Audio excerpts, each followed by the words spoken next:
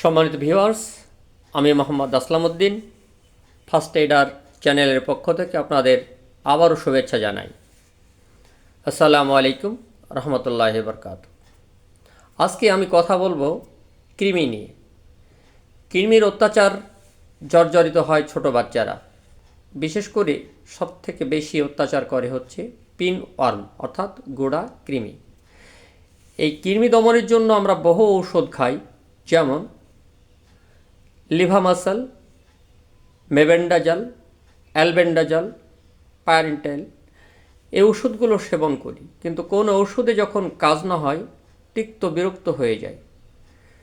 যাই হোক, এই কৃমির ঔষধ যখন রেজিস্ট্যান্স হয়ে যায় তখন আমরা একের পর এক ঔষধ চেঞ্জ করতে থাকি, কোনো কাজ হয় না। তখন অনেক সময় আমরা স্টুল আরই পরীক্ষা করি। আরই পরীক্ষা করলে দেখা যায় ওভাম প্লাস অর্থাৎ কৃমির ডিম মলের সাথে আছে। আর কৃমিটা সব থেকে বেশি হয় কনস্টিটিউশন থাকলে। আমরা যদি নন ভেজি হই অর্থাৎ প্রোটিনের মাত্রা যদি বেশি খাই তখন কনস্টিটিউশন হয়, আর কনস্টিটিউশন হলে কৃমিটা বেশি জ্বালায়। তো আমরা কৃমি দমনের জন্য যে ওষুধগুলোই খেয়ে থাকি না কেন কোনো কাজ হয় না।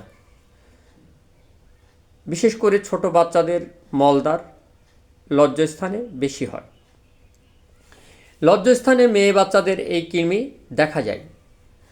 কৃমি নিবারণের জন্য সবথেকে উত্তম পদ্ধতি আমি আপনাদের বলে দিচ্ছি, আপনারা অ্যাপ্লাই করে দেখবেন এবং আমার চ্যানেলটি সাবস্ক্রাইব করে রাখবেন, বেল আই বাটনে ক্লিক করে রাখবেন, নতুন ভিডিও নিয়ে আসব। পদ্ধতি হলো নারকেল তেল, সেটা যে তেলই হোক না কেন, প্যারাশুট হোক আর কিউট হোক বা লালবাগ কেমিক্যালের তেলই হোক, নারকেল তেল, ফ্রেশ নারকেল তেল সাথে একটু ভ্যাসলিন কম্বিনেশন করে আমরা মলদ্বারে অর্থাৎ পায়ুপথে এবং লজ্জাস্থানে দিয়ে দেব।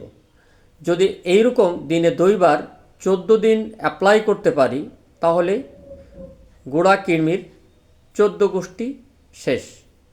তবে যেটা চাবুক ওয়ার্ম অর্থাৎ চাবুকের মতো কৃমি, hook worm, tape worm,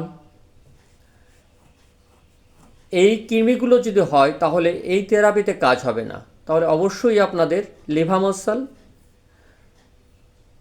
albendazole, mebendazole এই ওষুধগুলো খেতে হবে। কিন্তু পিন ওয়ার্ম অর্থাৎ গোড়া কৃমির জন্য যে নারকেল তেল এবং ভ্যাসলিনের মিশ্রণ মলদ্বারে এবং লজ্জাস্থানে যদি অ্যাপ্লাই করেন, আঙুল দিয়ে অ্যাপ্লাই করেন, তাহলে দেখবেন ইনশাল্লাহ আপনার কৃমি 14 দিনে 14 গোষ্ঠী শেষ হয়ে যাবে, আর হবে না। সবাই ভালো থাকুন। আমার চ্যানেলটি সবাই সাবস্ক্রাইব করে রাখবেন, নতুন ভিডিও নিয়ে আবার আসবো। আসসালামু আলাইকুম রহমতুল্লাহি বরকাতুহু।